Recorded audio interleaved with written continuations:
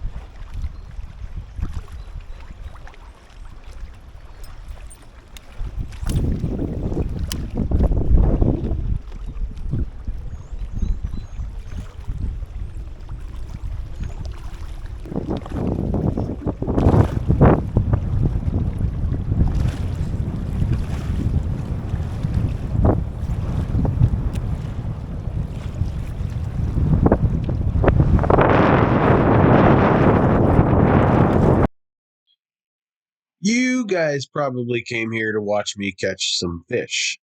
Yeah, that's not going to happen. This video is about knowing your limitations. When I set out this day, I looked at the wind forecast and it was saying 10 to 15 miles an hour out of the southwest. I feel like it might have been blowing a lot harder than that. But especially out of the south on the river, it can get kind of dicey whenever when it blows pretty hard, and it was getting pretty turned up, and I was heading south in this direction. I got down to a creek, came back out of the creek, and this was what it looked like. I was looking at the weather conditions, and I just decided that it wasn't worth it because it said it was supposed to blow harder in the later morning, early afternoon.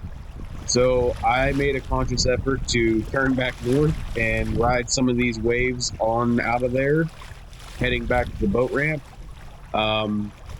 There were a couple times where it got a little bit silly. I was burying the front end of my kayak in the waves. I was trying to take some video for some Instagram reel. It was not worth it to go out there and try to fish in a small craft like that. Like you could see right there, the water, it just came up over the bow.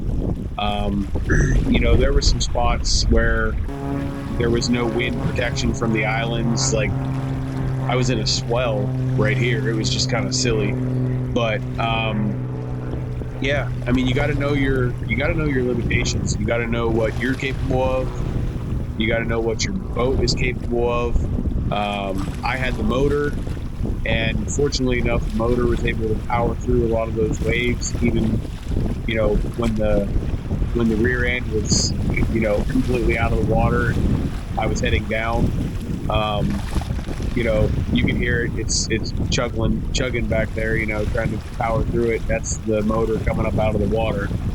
But yeah, it was, it got windy real quick. And apparently, even though I said that I'm never wrong in the beginning of this video, apparently I was wrong on this day. So hopefully you enjoyed